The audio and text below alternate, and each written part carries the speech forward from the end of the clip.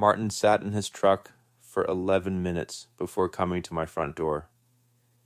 I know because I watched him from the kitchen window, the same window where I used to watch him race his bicycle down the driveway when he was 8 years old, skinny legs pumping as fast as they could go, yelling for me to watch him take his hands off the handlebars.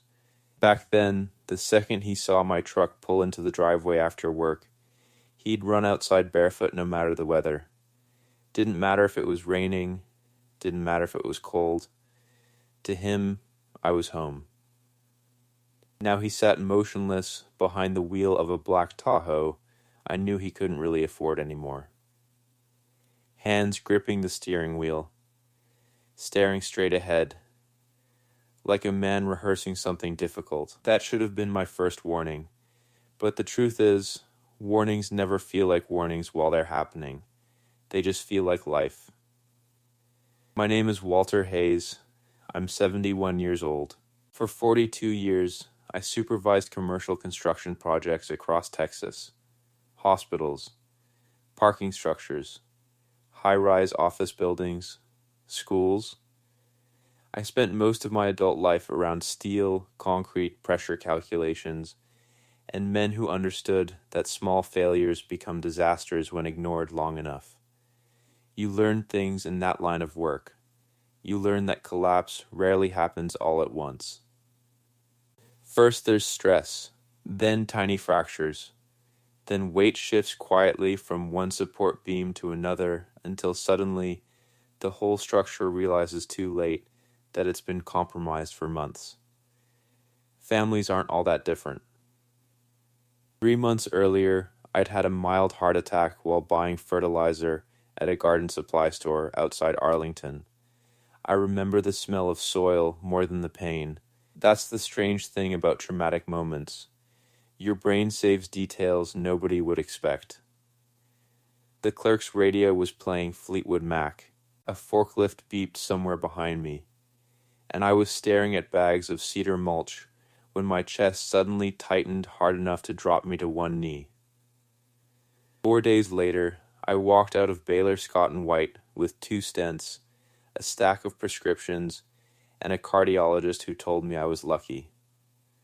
Honestly, Mr. Hayes, Dr. Bennett said, adjusting his glasses while looking over my chart, you recovered remarkably well, and I had. By week 3, I was walking 2 miles every morning again. By week 5, I was back mowing my own lawn. By week 6, I was under my sink replacing old copper piping because I got tired of waiting for plumbers who never showed up on time. I wasn't dying. I was aging. There's a difference. But somewhere between the hospital and my recovery, my son stopped seeing that difference. At first, the changes were subtle. Martin started calling every morning, then every night too, then in the middle of the day. You take your pills? You check your blood pressure? You sure you should be lifting things? Concern. That's what it sounded like at first. Concern wrapped in love. And maybe some of it was. That's what made everything harder to see clearly. The first time something truly bothered me happened at a diner in Fort Worth about a month after my surgery. A waitress came over carrying coffee. Young girl, couldn't have been older than 22. She smiled at me and asked, "Need a refill, sir?" Before I could answer, Martin spoke. "Half decaf for him. For him. Not Dad, not Walter, him." Like I wasn't sitting there. The waitress looked confused for half a second before pouring the coffee. I laughed awkwardly and said, "I think I can still order my own coffee." Martin smiled quickly. Too quickly. "I'm just trying to help." That should have been my second warning. Looking back now, I think that's when it really started. Not the control itself. The rehearsals for control. That's how these things happen. Nobody walks into your life and immediately starts taking pieces of it. First, they test boundaries. Small things. Tiny permissions. answering questions for you, correcting you in public, double-checking your decisions. Then one day you realize people have slowly stopped asking what you want altogether. Melissa accelerated everything. My daughter-in-law had perfected a very specific kind of kindness, the dangerous kind. The kind that sounds thoughtful while quietly dismantling your dignity one piece at a time. She never argued directly, never raised her voice, never demanded anything openly. Melissa planted ideas, then watered them patiently until other people mistook them for their own thoughts. That was her gift, and her danger. The first time she came over after my surgery, she walked through the kitchen slowly, opening cabinets without asking. "Oh wow," she said softly. "You still keep these heavy glasses up this high?" I remember blinking at her. They're glasses. She smiled sympathetically. "I just mean after what happened, like I'd survived a bombing instead of a mild cardiac event." Then she opened my refrigerator, started checking expiration dates, throwing things away, half a bottle of salad dressing, soup cans, yogurt. "Melissa," I said finally, "I wasn't planning to eat any expired yogurt." She laughed lightly. "See, Martin? He jokes instead of taking things seriously." I was standing 6 feet away. Neither of them looked at me when they said it. That was new. That feeling. Being discussed instead of spoken to. It settled into my chest heavier than the heart attack ever had. That night after they left, I stood alone in my kitchen for a long time. The house felt quieter lately. Too quiet. My wife Karen had been gone 4 years, but grief changes shape over time. At first it crushes you, then eventually it becomes background weather. Always there, just less violent. Karen used to fill silence naturally. Music while cooking, phone calls with her sister, laughing at television commercials for no reason. Now the only sounds were the refrigerator humming and old wood settling in the walls at night. I poured myself coffee and looked toward the living room where her piano still sat beside the fireplace, untouched since the funeral. I kept meaning to move it. Couldn't do it. Some objects stop being furniture after people die. They become evidence. The next few weeks followed a pattern. Martin visited constantly. Too constantly.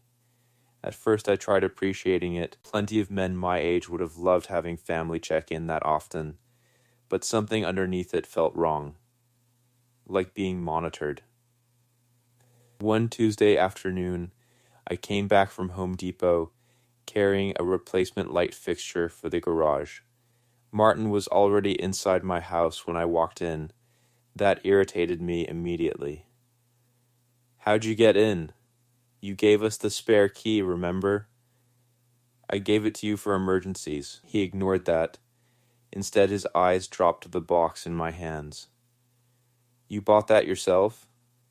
"It's a light fixture, Martin, not a motorcycle engine. You shouldn't really be carrying heavy stuff right now." I stared at him, then slowly set the box on the counter. "What exactly do you think happened to me?" He sighed. The sigh people use when they think they're dealing with someone unreasonable. "That's not fair." "No," I said quietly. "What's not fair is being treated like I'm halfway into a nursing home because of one bad afternoon at a garden store." He rubbed the back of his neck, and for just a second I saw guilt cross his face. Real guilt. That mattered later, because villains don't usually feel guilty. Weak people do. Weak people convince themselves they're helping while crossing lines they never thought they'd cross. That's what makes them dangerous. 2 days later, Melissa came over alone while Martin was working. She brought soup. Homemade chicken noodle. Karen used to make the same kind during winters. For a moment, standing there smelling celery and broth, I almost felt grateful. Then she said, my aunt moved into one of those active adult communities last year and absolutely loves it. There it was again, not direct pressure. Seeds. Carefully planted seeds. I kept eating. They have on-site medical staff. Transportation. Community activities. Sounds exciting. She smiled. You joke, but isolation is actually really dangerous for older adults. Older adults. I almost laughed. At construction sites, I used to supervise men in their 20s who couldn't show up sober 3 mornings in a row. Now suddenly I was the fragile one, because my hair turned gray. Melissa sipped tea calmly. You know what the hardest part is for families? I looked at her. What? Waiting too long to make decisions. That line sat in the room like smoke after she left, and once it was there, I couldn't stop smelling it. Looking back now, I think the first real crack came 3 weeks later during a cardiology follow-up appointment. Dr. Bennett asked how I'd been feeling. Before I answered, Martin jumped in. He gets tired more easily now. I looked over at him. I do? Martin didn't notice, or pretended not to. And he forgets things sometimes. That one hit differently. I turned fully toward him. What exactly am I forgetting? The room went quiet. Melissa shifted slightly in her chair. Dr. Bennett looked uncomfortable. Martin shrugged casually. Just little stuff. Little stuff. That phrase haunted me later, because once someone labels your memory unreliable, every disagreement becomes evidence, every correction becomes confusion, every defense sounds defensive. That's the real terror of growing older, not weakness. Doubt. The possibility that people might someday stop trusting your version of reality, even you. Driving home afterward, Martin insisted on driving my truck. You just had an appointment, he said. Relax. I let him. That was my mistake. Because surrender trains people. Every little surrender teaches them what they can take next. Halfway home, Melissa turned in the passenger seat. We've actually been talking about ways to make things easier for you. There it was again. We. Not you, not Dad. We. I stared out the window quietly. Fort Worth traffic crawled beside us under a gray Texas sky. I'm doing fine. Martin kept his eyes on the road. No one's saying you aren't. But that's exactly what they were saying. Just slowly enough that I couldn't point to one moment and call it betrayal. That's the brilliance of polite manipulation. It hides inside concern. A week later, I found Melissa reorganizing my bathroom cabinets. I stood in the doorway, watching her move medications around. What are you doing? These need to be easier for you to access. I already access them. She laughed softly, like I was being stubborn. Then she held up one of my prescription bottles. See, this one should have been refilled days ago. It was refilled yesterday. She checked the date, realized I was right, and for the briefest moment, irritation flashed across her face before disappearing again behind that polished smile. Tiny moment, but important. Because it was the first time I realized something uncomfortable, Melissa didn't just want to help. She wanted to be correct.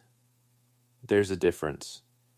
And people who need to feel correct will sometimes reshape reality to maintain that feeling. That night, lying in bed, I started thinking about Karen, about what she would have noticed before I did. She always read people faster than me. 34 years of marriage teaches you which one of you spots danger first. Karen would have caught this earlier. Not the financial part. The emotional shift.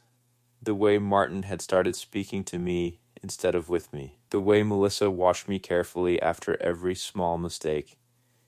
like she was collecting proof. That thought stayed with me. Collecting proof. Then suddenly other moments started replaying differently in my mind. Martin asking repeatedly whether I remembered conversations. Melissa reminding me about appointments I'd never forgotten. The way they exchanged quick glances whenever I misplaced something minor. Not concern. Documentation. And once I noticed it, I couldn't stop noticing. One Saturday afternoon, I overheard them talking quietly in the kitchen while they thought I was asleep in the den. Melissa's voice drifted softly down the hallway. I'm just saying, we need to think long term. Martin answered, too quietly for me to hear. Then Melissa again. He's not going to get stronger from here. Silence. Then Martin said something that stopped my heart, colder than surgery ever had. Honestly, I don't know how much he even realizes anymore. I sat frozen in my recliner, staring at a television I wasn't watching, and in that moment, something inside me changed permanently. Not trust. Something deeper, safety. Because it's one thing to realize someone wants your money someday. It's another thing entirely to realize they've started rewriting who you are while you're still alive to hear it. That was the moment I understood the truth. They weren't preparing for my death. They were preparing for my irrelevance. And somehow that hurt worse. The strange thing about losing control of your own life is that nobody announces it. There's no dramatic moment. No official declaration. Nobody walks into your living room and says, starting today, your opinions matter less. It happens quietly, one small adjustment at a time, a decision made for you here, a correction there, a sentence spoken over your shoulder instead of to your face. And eventually, if you aren't paying attention, you wake up one morning and realize people have slowly started treating your existence like paperwork. After overhearing Martin say he wasn't sure how much I realized anymore, I stopped sleeping well. Not because I was scared of them hurting me, because I finally understood something worse. They genuinely believed they were becoming the responsible adults in the room. And once someone starts seeing themselves that way, they stop asking permission. The next morning, I woke up at 5:12 a.m., same as always. Old habits survive almost everything. I made coffee. Black. Strong enough to wake the dead, Karen used to say. Then I sat alone at the kitchen table staring out at the backyard while the sun slowly climbed over the fence line. Karen's garden still bloomed near the shed. Yellow daisies. Lavender. The roses she planted the year before cancer found her. Sometimes I still caught myself expecting to hear her slippers against the hardwood floor behind me. Grief is strange that way. It doesn't always feel heavy. Sometimes it just feels unfinished. At 7:03 a.m., my phone rang. Martin. I stared at the screen for a long moment before answering. Morning, Dad, morning. You take your blood pressure yet? There it was again, straight into supervision. No, I said calmly. I was actually considering skydiving before breakfast. Silence. Then a forced chuckle. You know what I mean. I know exactly what you mean.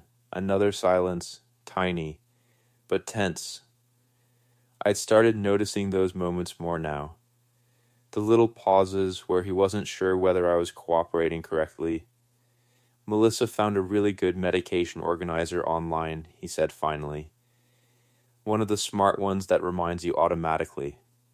I already remember my medication. Sure, but this is just safer. Safer. Everything had become about safety lately. Not happiness, not dignity, safety. People will take almost anything from you if they convince themselves it's for your protection. I ended the call quickly after that. Then I sat there, staring at my coffee as something uncomfortable settled deeper into my chest. Martin no longer spoke to me like a father. He spoke to me like a liability. That realization followed me all week. Small things started revealing themselves everywhere once I knew what I was looking for. The mail, that's what really got my attention first. Thursday afternoon, I opened my mailbox and noticed 3 envelopes missing. I knew they'd been delivered because I had informed delivery notifications on my phone. 2 credit card statements. 1 insurance document. Gone. At first I thought maybe I'd misplaced them.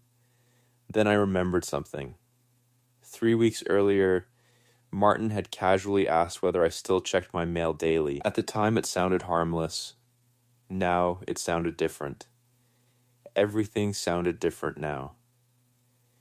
That evening, I logged into my homeowner's insurance account online, and there it was. The billing address had been changed. Not accidentally, not partially.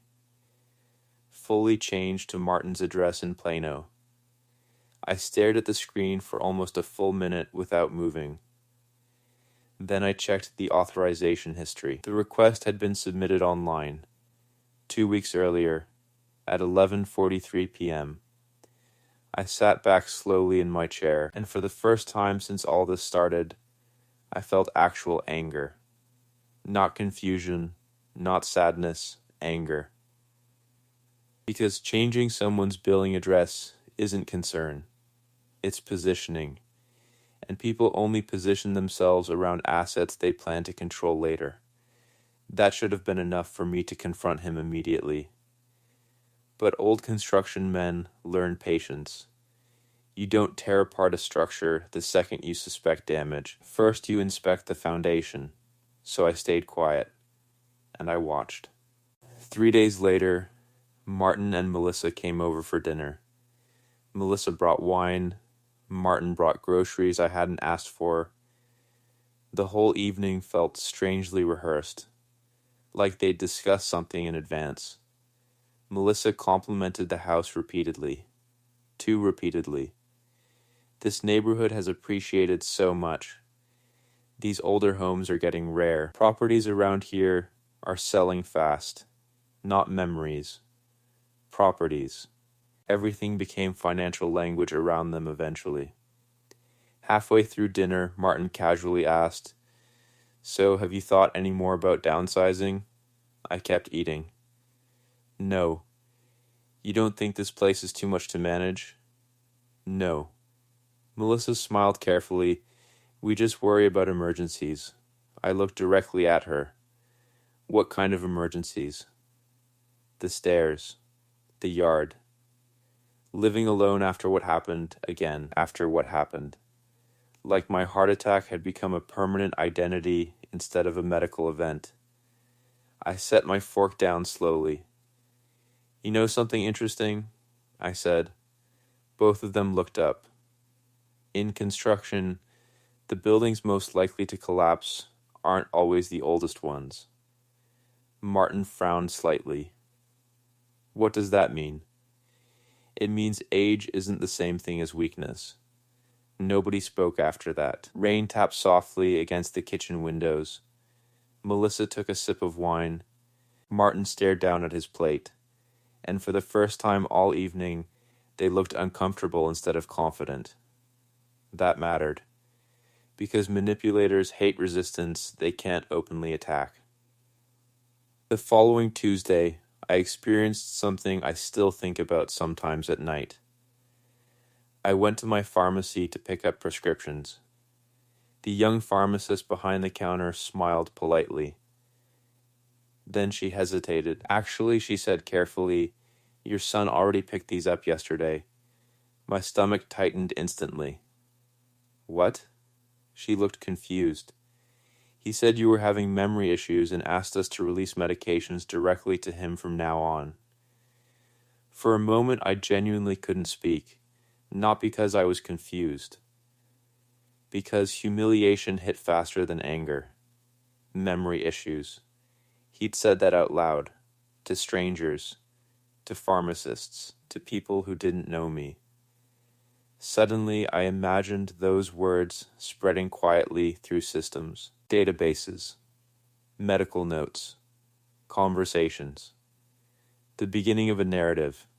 I forced a smile. There's been a misunderstanding. The pharmacist looked relieved. Oh, good. I walked back to my truck feeling older than I had after surgery. That was the first day I truly understood how easy it would be for someone to slowly rewrite your identity if enough people trusted them. One conversation at a time. One concern at a time. One quiet little he forgets things sometimes at a time.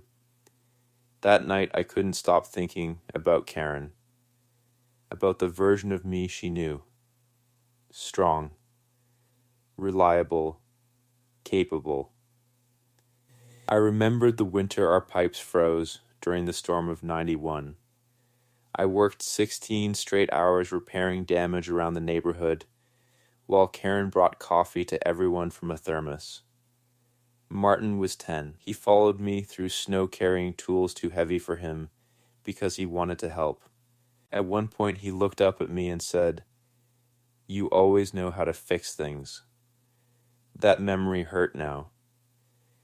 Because somewhere along the line, my son stopped seeing me as the man who fixed problems and started seeing me as one. A week later came the moment that changed everything. I hadn't planned to snoop. That's important. People always imagine betrayal revelations happening dramatically, but most life-changing discoveries happen by accident. Martin came over Thursday afternoon while I was changing air filters in the hallway closet.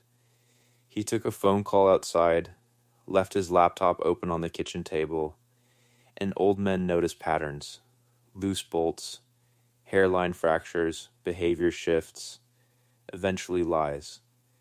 I walked past the table once, then twice, then I stopped. The screen was still glowing.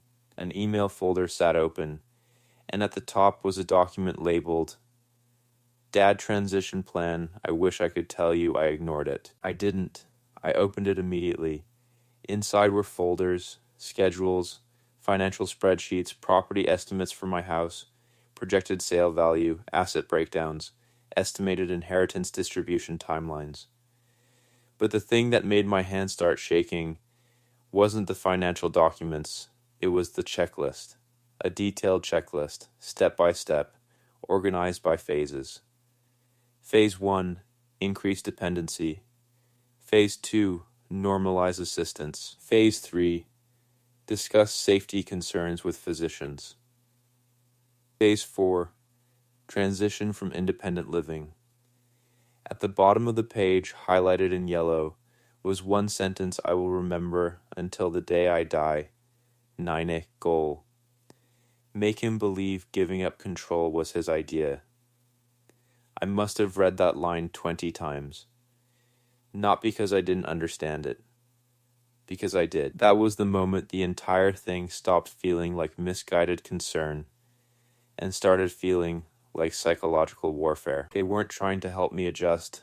They were trying to condition me. And suddenly dozens of strange little moments snapped into place all at once. Melissa reorganizing cabinets, Martin correcting me publicly, the repeated memory questions, the pressure about driving, the assisted living conversations, the pharmacist, the insurance address, the constant supervision disguised as care. They were building a case. Slowly, patiently, methodically. And the most terrifying part, it almost worked. I heard the back door slide open, Martin re-entering the house. I closed the laptop carefully and walked back toward the hallway just as he stepped inside. "You okay?" he asked. I looked at my son, really looked at him. At the boy I once carried asleep from the couch to bed after baseball games. At the teenager who cried in my truck after his first heartbreak. At the man now quietly planning the removal of my independence. And the worst part was, he didn't look evil. He looked tired, scared, desperate. That somehow made it worse, because evil is easier to hate than weakness. "I'm fine," I said. He studied me carefully for a moment, then nodded. "You sure?" That question carried different weight now. Not concern. Assessment. I smiled slightly, never better. That night, after he left, I sat alone in Karen's old reading chair until nearly midnight. The house creaked softly around me, wind rattled tree branches outside, and for the first time in my entire life, my own home no longer felt fully safe. Not because someone might break in, because someone already had.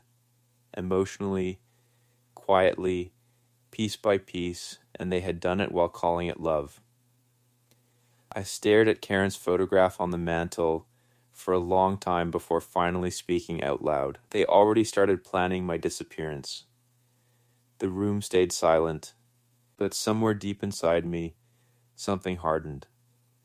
Not fear, resolve. Because if Martin and Melissa wanted to turn my life into a managed transition, they had made one catastrophic mistake. They underestimated the man they were trying to manage, and they were about to learn something painful about old builders. We notice weaknesses long before structures collapse, and once we understand the blueprint, we know exactly where to strike. There's a moment every man reaches eventually when grief hardens into clarity. For me, it happened at 1:17 in the morning, sitting alone in my living room with Karen's photograph in my hands. The house was dark except for the lamp beside the couch. Outside, wind pushed tree branches softly against the windows. Inside, my entire life suddenly looked different. Not because my son wanted my money. That part almost felt ordinary. No. The thing I couldn't stop thinking about was the checklist. Goal: make him believe giving up control was his idea. That sentence changed everything. Because manipulation only works when someone believes you're too weak to notice it happening. And Martin had made the same mistake a lot of younger men make around older ones. He confused calmness with decline. He saw slower movement and assumed slower thinking. But construction teaches you something important about aging structures. The oldest foundations are often the strongest. Not because they're untouched. Because they've survived pressure newer ones never could. By sunrise, I had already made my first decision. I wasn't going to confront them emotionally. Emotion gives manipulators room to redirect the conversation. Instead, I was going to dismantle their plan piece by piece, quietly, methodically, the same way you remove unstable beams from a building without bringing the whole thing down on yourself. At 8 a.m., I called my attorney. Her name was Rebecca Sloan. Sharp woman. Mid-50s. No patience for dishonesty. Karen used to joke that Rebecca billed clients by the sigh. We'd worked together for nearly 15 years handling property documents, wills, taxes, and trust revisions after Karen died. When she answered, I said, "I think my son is preparing to take control of my assets." Silence. Then, how bad? I looked around the kitchen slowly, at Karen's coffee mugs, the curtains she picked out, the house we built together, bad enough that I'm calling you before him. That got her attention. By noon, I was sitting in Rebecca's office downtown while she reviewed everything I'd printed from Martin's laptop the night before. The checklists, the spreadsheets, the projected sale estimates for my house, the assisted living brochures. Rebecca read quietly for nearly 10 straight minutes.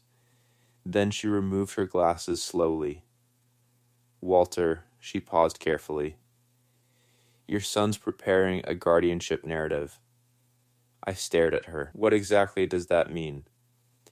It means he's creating documented patterns that suggest declining capacity. I felt my jaw tighten. The memory comments, yes. The pharmacy, yes. The doctor appointments, she nodded. All of it. A strange numbness spread through my chest, because hearing someone else confirm your fears makes them real in a way private suspicion never does. Rebecca leaned back slightly. Have you signed anything? No. Good. She folded her hands together. Then we move first. That sentence changed the entire energy inside me. We move first. Not defend. Attack. Strategically. For the next 4 hours, Rebecca and I rebuilt my legal life from the ground up. Revocable trust. Medical protection clauses. Financial oversight restrictions. Independent physician requirements. Third-party authorization blocks. Every single vulnerability Martin planned to exploit, we closed. Tightly. By the end of the afternoon, my entire estate existed behind legal concrete. The house, retirement accounts, investments, everything. And Martin's name appeared nowhere. Not as executor, not as trustee, not as emergency authority, nowhere. Rebecca also advised something else. Document every interaction moving forward. So I did. Every phone call, every strange comment, every attempt to question my memory, every pressure conversation. And once I started documenting things formally, the behavior became impossible not to see. That was the strange part. Manipulation survives best in vagueness. Once written down plainly, it starts looking horrifying very quickly. 3 days later, Martin called while I was repairing a fence hinge in the backyard. You busy? A little. You shouldn't really be bending over like that yet. There it was again. Correction disguised as concern. I've bent over before, son. Silence. Then Melissa found a great assisted living place near Frisco. I closed my eyes slowly. There it is. Finally spoken directly. I'm not moving into assisted living. We're just discussing options. No, I said calmly. You're discussing my life. He exhaled sharply. You're making this harder than it needs to be. That line stayed with me after we hung up. Harder for who? Because that's the thing about control. The people taking it always frame resistance as inconvenience. That evening, I reviewed more documents Rebecca's investigator had pulled. That's when I discovered the debt. And suddenly, everything became clearer. Second mortgage, credit card balances, missed business payments, late notices. Martin wasn't just worried, he was drowning. Melissa too. Her online luxury wellness brand had been bleeding money for nearly 2 years. Trips, designer furniture, cosmetic procedures, leased vehicles, a lifestyle built entirely on appearing successful, and now they were collapsing underneath it. That realization hurt more than I expected, because once upon a time, Martin used to call me before every major decision. College, jobs, marriage, house purchases. Now he was planning around me instead of talking to me. That's what betrayal really is. Not hatred. Distance. A week later came the dinner. Even now I can still hear the rain against the windows. Martin arrived carrying steaks. Melissa brought wine, both smiling too carefully. People smile differently when they think they're close to winning something. We sat at the dining table Karen bought 22 years earlier from a furniture store in Dallas that no longer existed. Funny how old furniture survives longer than trust sometimes. Halfway through dinner, Martin finally slid the folder across the table. There are just a few documents we think would make things easier moving forward. I looked down at the papers. Power of attorney, medical authority, property transfer contingencies, already prepared, already organized, already expecting my signature. Melissa folded her hands gently. We only want to protect you. Protect. Such a beautiful word when used honestly, such an ugly one when it isn't. I didn't touch the papers. Instead, I reached beside my chair and placed another folder carefully onto the table. Martin frowned. "What's this?" "My paperwork." He opened it casually, then stopped, completely. The color drained from his face so fast it almost looked painful. Melissa leaned over immediately, started reading, then her expression changed too. Shock first, then calculation, then panic. "You transferred everything into a trust?" she asked quietly. "Yes." Martin looked back at me slowly. "What is this?" "This," I said calmly, "is what preparation actually looks like." Silence swallowed the room. Rain tapped softly against the windows. Nobody touched their food anymore. Finally Martin spoke. "You locked us out?" I leaned back slightly. "No, I protected myself." Melissa set her wine glass down carefully. Too carefully. "You think we're trying to take advantage of you?" I looked directly at her. "Aren't you?" That landed harder than shouting would have, because the truth terrifies people more when spoken quietly. Martin rubbed both hands across his face. "You don't understand the pressure we've been under." There it was. Finally. Not concern, not safety. Pressure, debt, fear, real motivations at last. "I understand exactly what pressure looks like," I said. "I spent 40 years watching men panic around collapsing projects." Melissa's voice sharpened slightly. "This isn't fair." "No," I replied. "What's unfair is trying to convince your father he's disappearing before he actually is." Martin stared down at the table, and for the first time since all this began, he looked ashamed. Real shame. Not defensive anger, not frustration. Shame. That almost broke me. Almost. Then Melissa spoke again. "You've changed since the surgery." There it was. The weaponized narrative. I nodded slowly. "Yes," I said. I started paying attention. The silence afterward felt enormous. Then I pulled one final document from my folder. Rebecca's report. Detailed. Organized. Every documented incident. The insurance address change. The pharmacy instructions. The transition checklist. The memory conversations. Martin's face went completely white. "How did you even... You left your laptop open." That one sentence shattered whatever illusion remained. Because suddenly they understood something terrifying I had been watching too. Carefully, quietly, the same way they had watched me. Melissa stood abruptly. "This is insane." "No," I said softly. "What's insane is trying to make a man feel obsolete inside his own house." Martin finally looked at me directly, and what I saw there scared me more than anger would have. Fear, because for the first time all evening, he realized I was no longer participating in the role they created for me. I wasn't confused, I wasn't weak, and worst of all for them, I had evidence. "You went through private files," Melissa snapped. I laughed quietly. "Melissa, you were planning my life without my permission." She opened her mouth again, then stopped, because there wasn't actually a defense for that. Martin's voice dropped low. "So what now?" That question hung between us heavily. What now? Funny thing about revenge, people imagine rage, explosions, destruction, but real revenge is colder than that. Real revenge is consequences arriving slowly enough for people to fully understand why they deserve them. I filed reports, I said calmly. Martin froze. "With who?" "Attorney.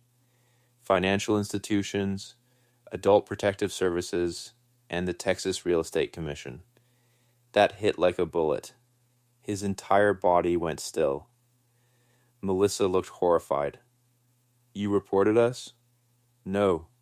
I corrected gently. "I documented you." Martin stood up so suddenly his chair nearly tipped backward. "You're trying to ruin my life." I stood too, slowly, and for the first time in months, he looked smaller than me again. No, I said quietly. You started ruining your life the moment you convinced yourself your father was easier to manage than respect. The room fell silent again. Outside, thunder rolled somewhere in the distance. Then Martin said something I'll probably remember forever. You really think I'm a bad person? And there it was, the real tragedy underneath all of it, because deep down, he still wanted absolution. I looked at my son for a very long time before answering.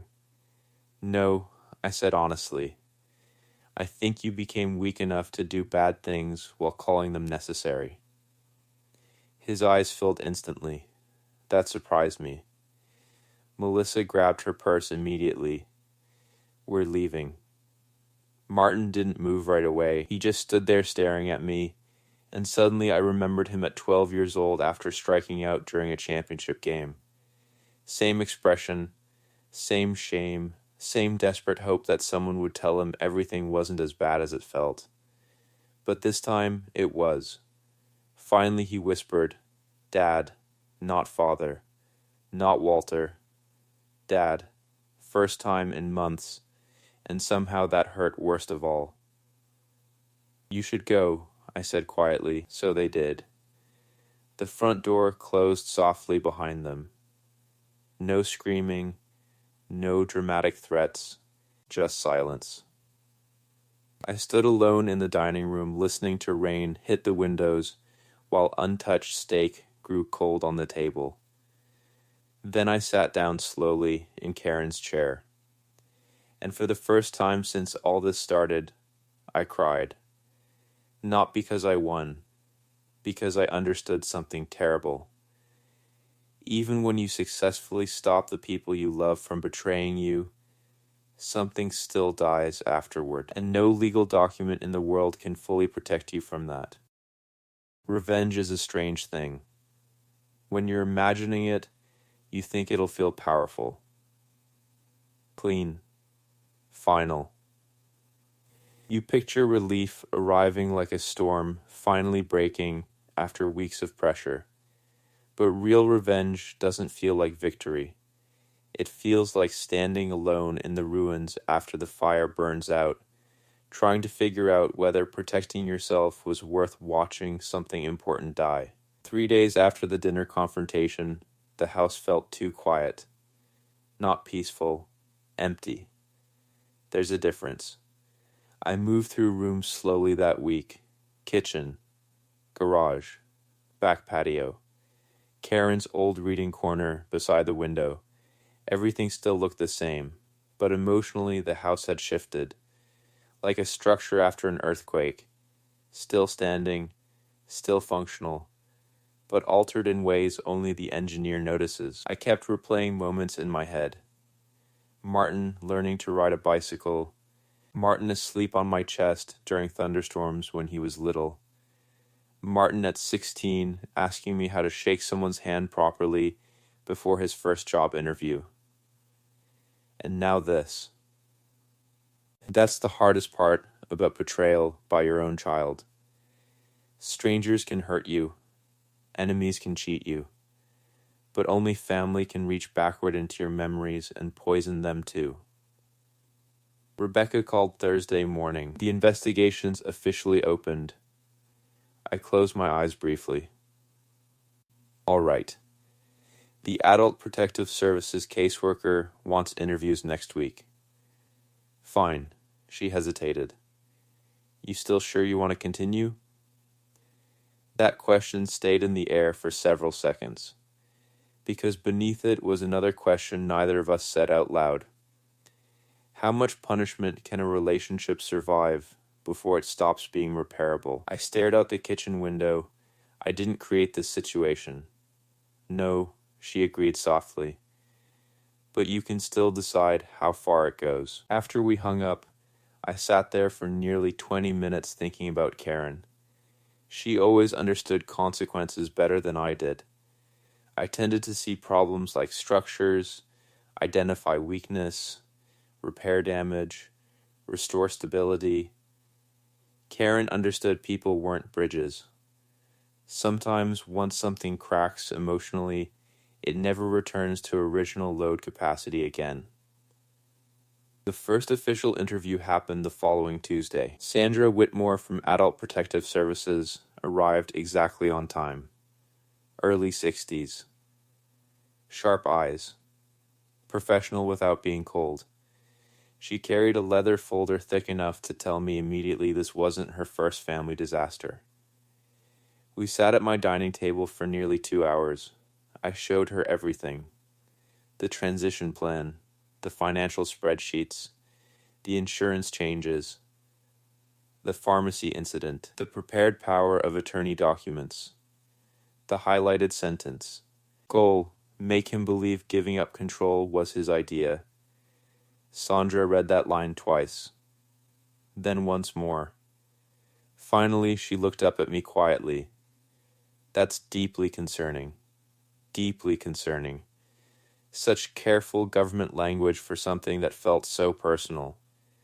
She asked detailed questions about my health, my memory, daily routines, medication management, finances.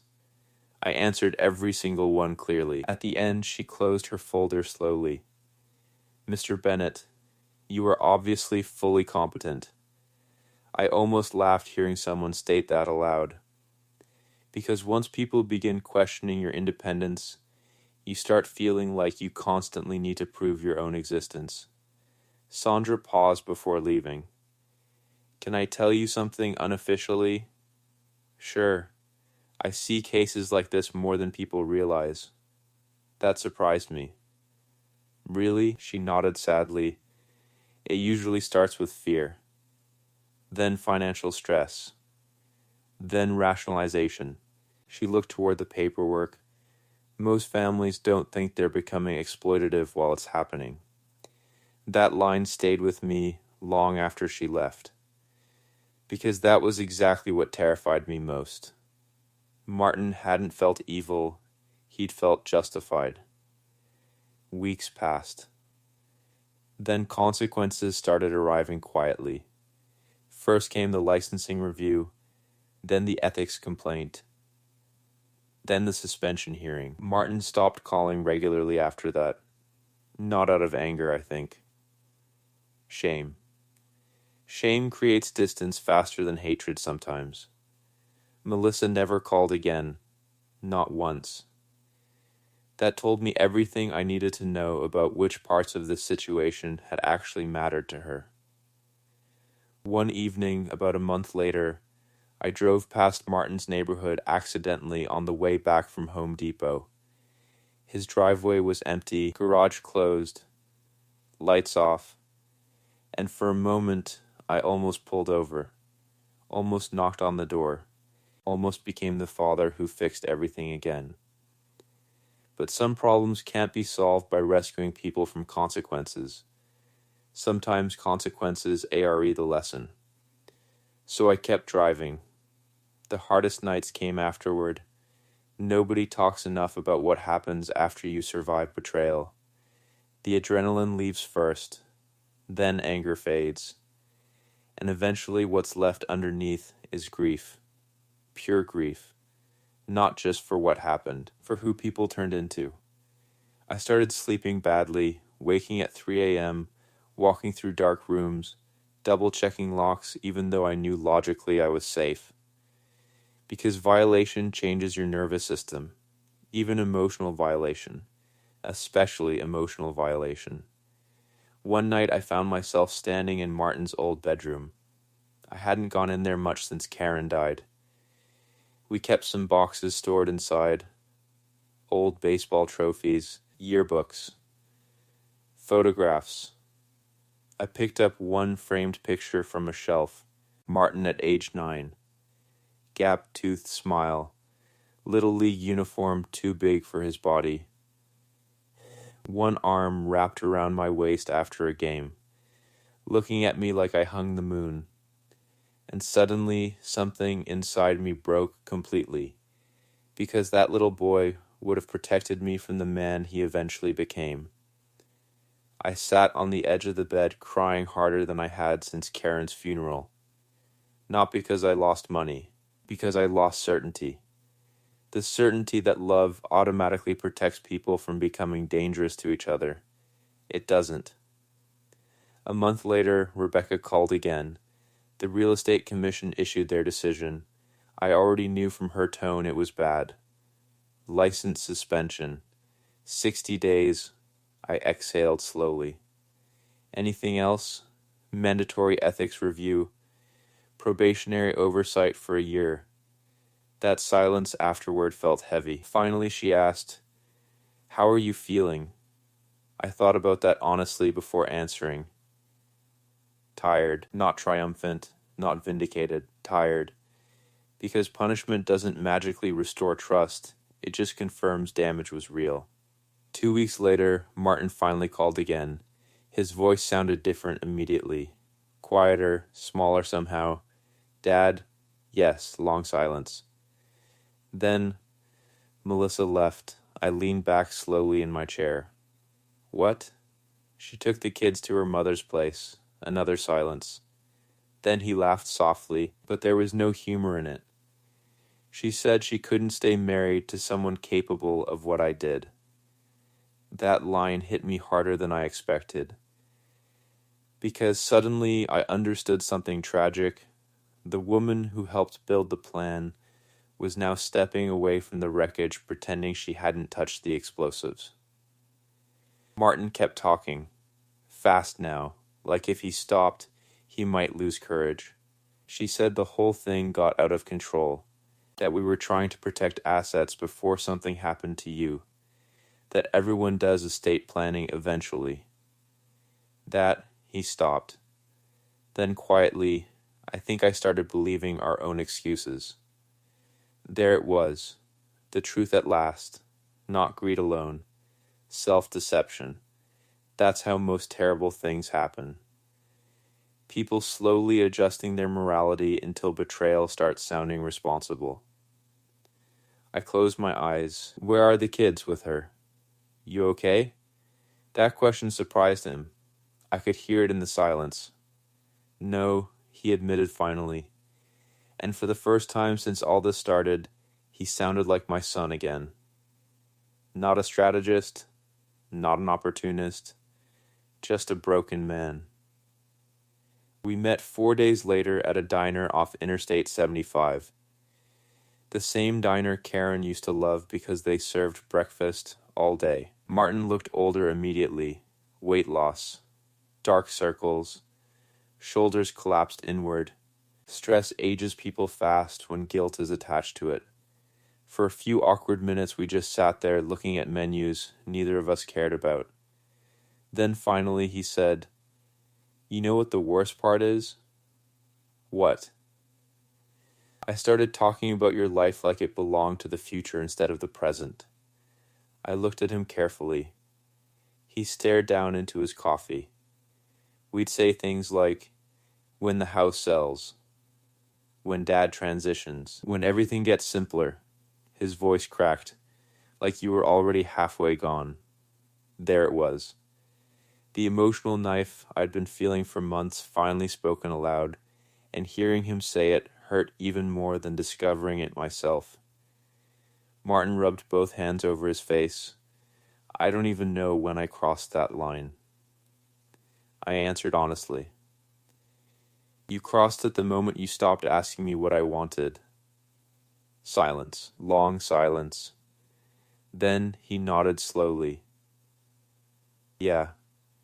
We talked for nearly 3 hours. No screaming, no dramatic apologies. Real pain rarely sounds cinematic in the moment. Mostly it sounds tired. Martin admitted everything eventually. The debt, the pressure. Melissa constantly framing my assets as family resources, the fear of financial collapse, the rationalizations. And finally, I think part of me convinced myself you were already declining, because it made what we were doing easier to live with. That sentence landed like concrete, not because it shocked me, because it explained everything. Once you mentally reduce someone's independence, taking control starts feeling ethical. That's the danger, not greed alone, dehumanization. Small, polite, gradual. The waitress refilled our coffees twice. Neither of us touched the food much. At one point, Martin looked at me carefully and asked, "Do you hate me?" Funny question, because hate would have actually been simpler. "No," I said quietly. "I grieve you." That finally broke him. He cried openly after that, right there in the diner booth, 42 years old, head lowered, hands shaking, and despite everything, my first instinct was still to protect him. That's parenthood, even after betrayal. Love doesn't disappear, it just becomes painful. Months passed after that breakfast. Slowly, things settled into something quieter, not healed, different. Martin finished his suspension, started counseling voluntarily, sold the oversized SUV, downsized apartments after the divorce, started rebuilding his business carefully, honestly, one client at a time. We never fully returned to who we were before. I don't think we ever will. Some fractures remain visible no matter how well repaired they are, but visible damage doesn't always mean total collapse. Sometimes structures survive because both sides finally stop pretending the crack isn't there. My grandson Tyler started visiting again that fall. 7 years old. Left-handed batter exactly like Martin used to be. One Saturday I sat in aluminum bleachers, watching him chase a ground ball across the outfield with absolute determination. Kids run like the world matters completely. Adults forget how to do that eventually. Halfway through the game, Tyler sat beside me and asked, "Why does Dad get quiet around you sometimes?" Children notice everything.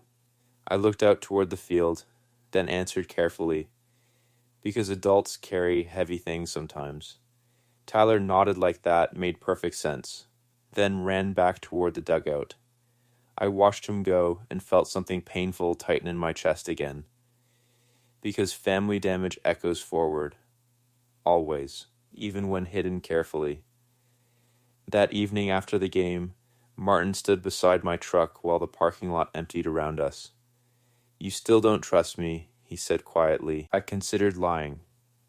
"Didn't. No," I answered. He nodded once, like he already knew. Then after a long silence he asked, "Do you think you ever will again?" That question stayed suspended between us in the cold evening air. And the honest answer was the hardest thing I've ever said to my son. Not completely.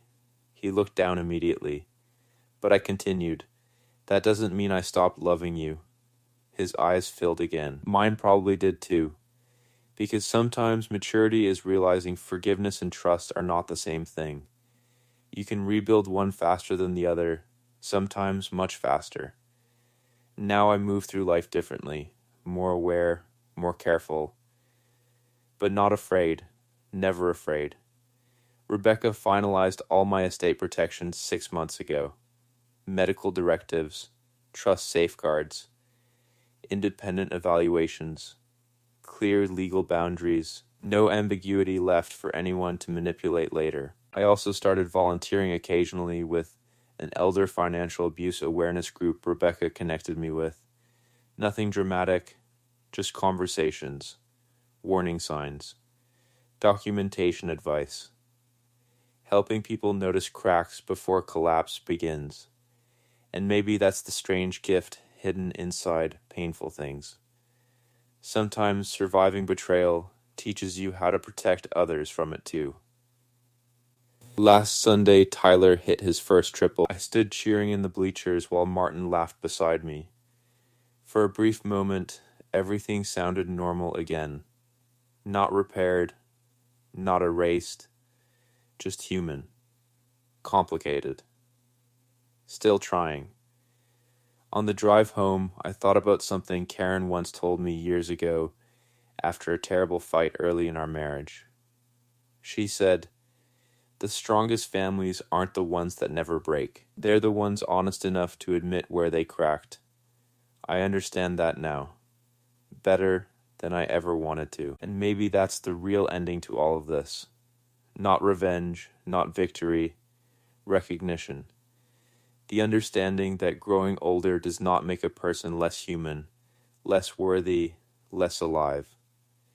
People look at aging and see fragility, but fragility and weakness are not the same thing. A bridge under heavy load isn't failing simply because it bends. Some structures are designed to carry weight. I was. My name is Walter Bennett. I survived heart surgery. I survived betrayal.